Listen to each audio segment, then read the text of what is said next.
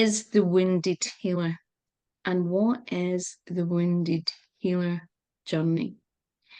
In the Wounded Healer podcast, me and Caroline are going to start off by talking a bit about the Wounded Healer and different aspects of the Wounded Healer's journey. Some of it, is beautiful. Some of it's really challenging, and some of it can actually be funny, mind-blowing, and so many other things. So, Caroline, what would you say? How would you describe the Wounded Healer and even the Wounded Healer journey? Okay. So I relate everything through my own experience. So how I would describe it, as I've talked about the near-death experience I had before. Before that, I actually worked for the local government and I had quite a high-level job. So I was very in the male aspect of the brain. I went to work like 9 to 5, probably a lot more, worked really, really hard. And that spirituality wasn't flourishing within me.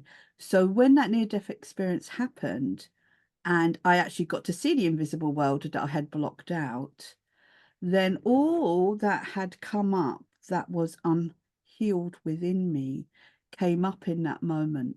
And to me, that was like a shaman's death. So it was almost as if a part of the ego died within me in that moment, that sense of self.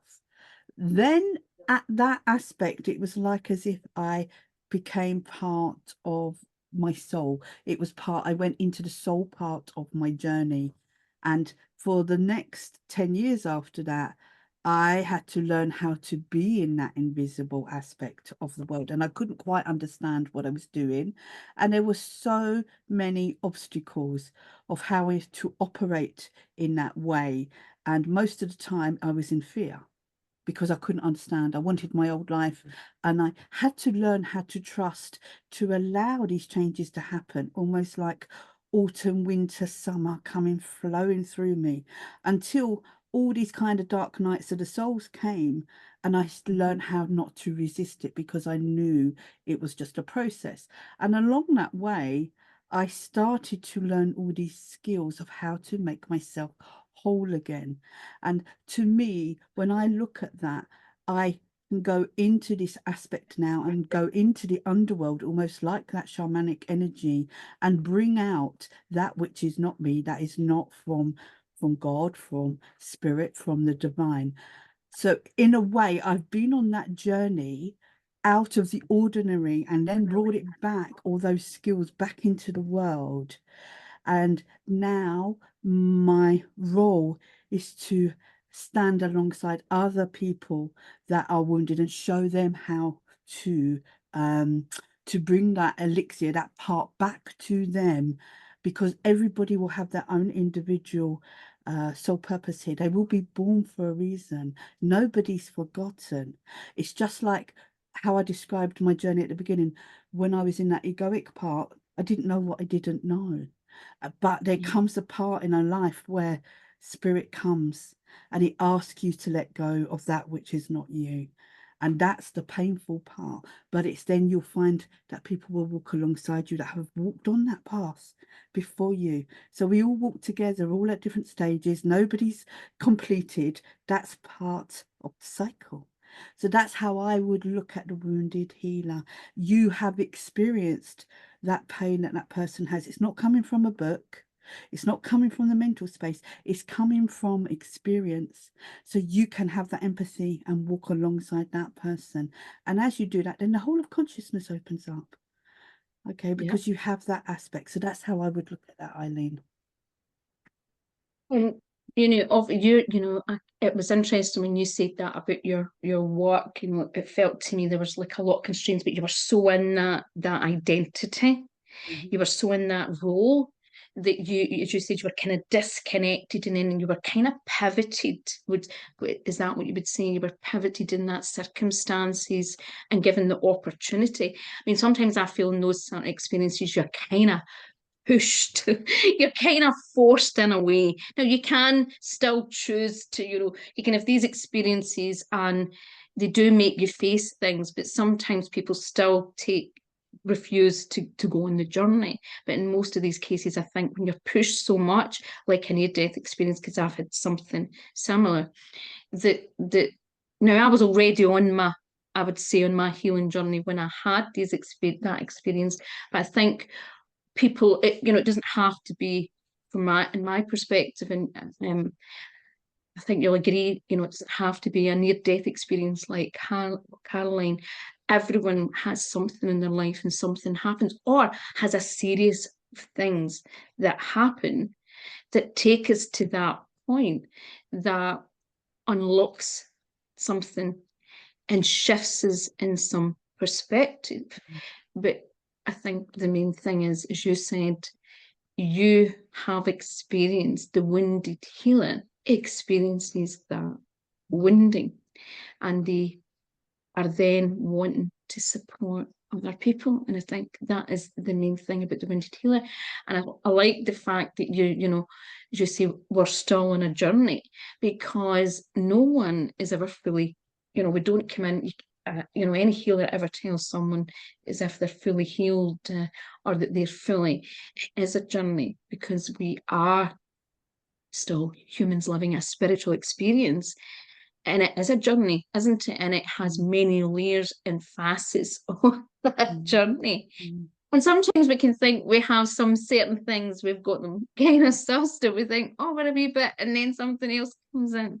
So it's a journey that can be, for some people, it can be extremely, like what you're talking about, Caroline. It comes quick, fast, and completely life-changing, and quite, how would you describe that experience? How would you describe that in the way that it showed up in your life? I mean, did it cause a lot of chaos in your relationships? Did it change dynamics and things? Well, to go back to a previous point, is that it got so extreme with me because I didn't answer the call.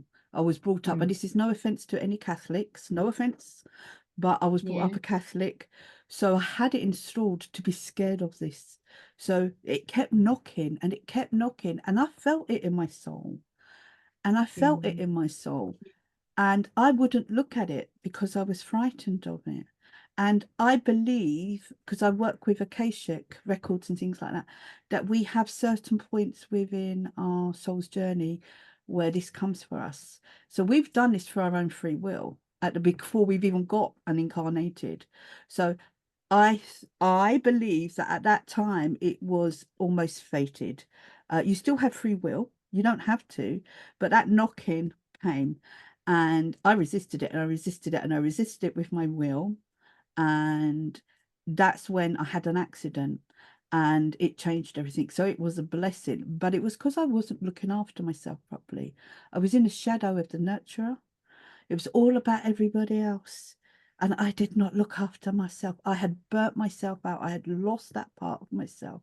So when this actually happened, Eileen, it was the biggest gift to me, because I had to survive, to actually come back to life. I had to learn how to love myself, how to nurture myself, how to balance both aspects of myself, the ego part, which lives in the material world, but also the spiritual side that needed nurturing. This sensitive, beautiful child who was able to do these things, who didn't get a chance to express that, she got recognition in that. So it was a birthing. It was a birthing, that aspect, that soul aspect of me. And I actually thought I had gone mad for 2 years. So when I started to see, when it happened in the hospital, I saw the spirit people come in for their loved ones who were passing, and my eyes were shut, and I didn't want to see it, and I couldn't not stop seeing it because I was seeing it with my third eye. So I had to just watch it, and I had no control over it. Now, this is not what everybody's pathway, so please don't think it is. It just happened with me. I seem to be a drama queen. It seems to happen to me like that, you know. With another one. Yeah, I don't do anything easy. Maybe that's part of my soul contract, I don't know. But as I was looking at this, then I was able to see that there was another world, but my mind made me believe that I had gone mad.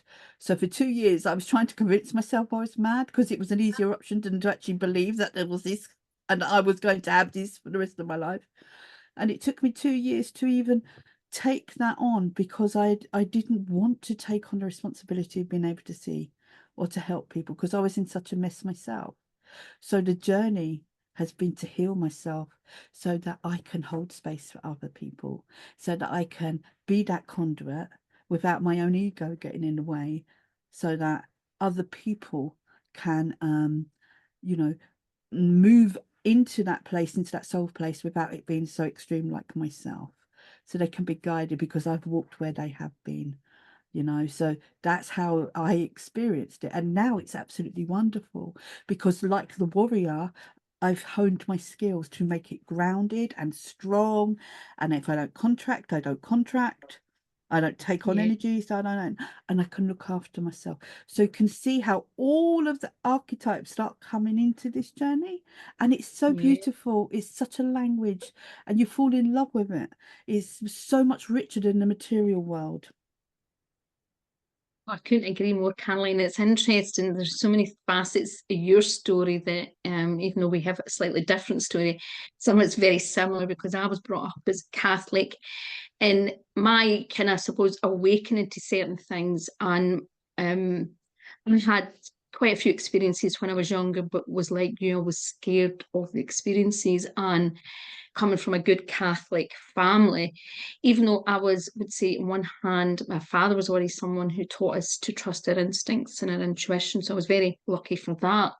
But other than that, other things, there was a bit of, that it's something bad, and having certain experiences that I couldn't explain. There was also being highly empathic and sensitive, often also this kind of not understanding why other people couldn't really see things about people. It was almost like, why, are you not going to do something about this?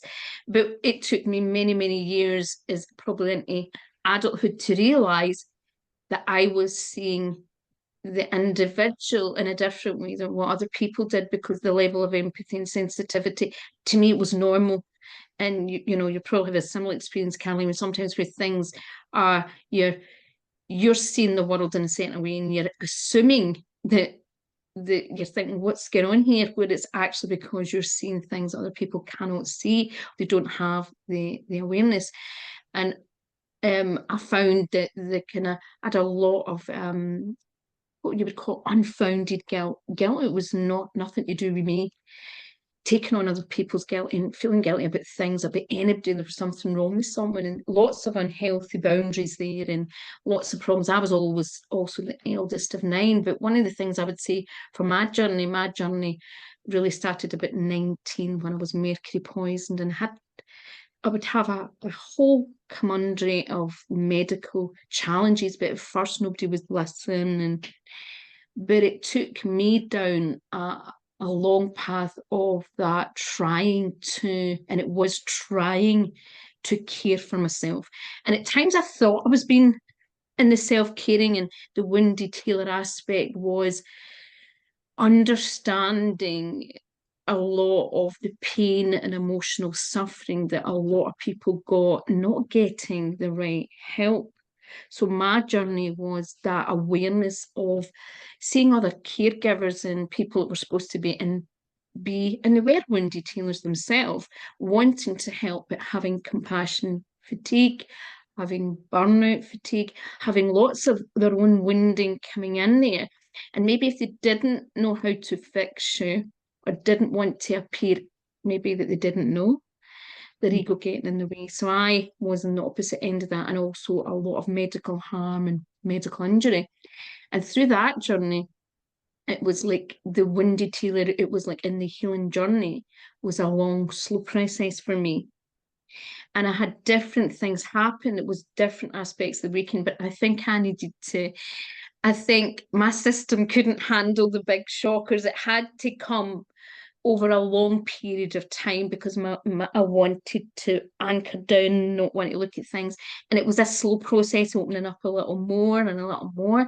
And I think everyone is watching this who is a healer or a therapist or a counsellor or whatever, you all have different aspects of that journey within you.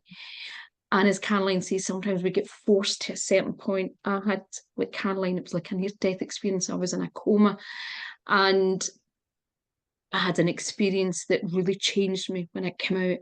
And even though I had been starting to become more open to things, something shifted within me.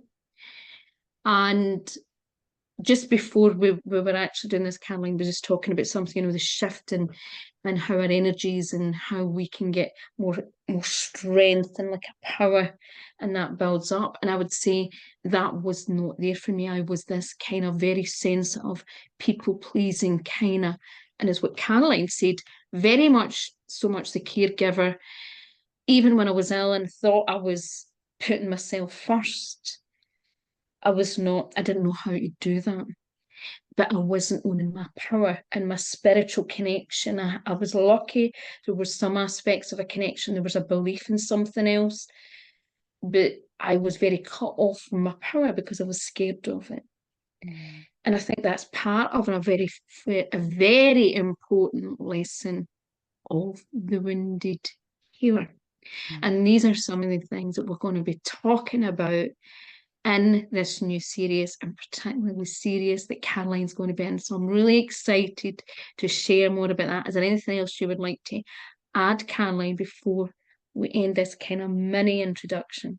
Yeah, just to add to one point, and maybe we can discuss this at a much deeper level, is, when we are going against these systems, there is kind of a gaslighting in a way, and you take on other people's beliefs about how you should be healed or how this should be done. But actually, the journey is listening to that intuition that's inside. And that's where the power comes, through these experiences. And, we think that we're the only one and we're doing it wrong, but actually we're doing it right because we're learning the skills how to help others. And that's what it's all about, even here. And that's why we're doing this. I would never have done this 10 years ago. I would have been too shy. But because of the experiences I've had, it's given me a power within to be able to speak, but not just speak, but to have such a connection and have fun with such a wonderful host. And that's what life is all about. Thank you, Caroline. I couldn't agree more. I think it's when we get this spiritual connection, when we have that connection and power, everything comes in, it comes through in a different way, doesn't it? And through that, I feel blessed that I've met Caroline, and that Caroline is my first guest and support in this series. So thank you for watching, everyone. Thank you. Bye-bye for now. Speak to you soon. Bye-bye.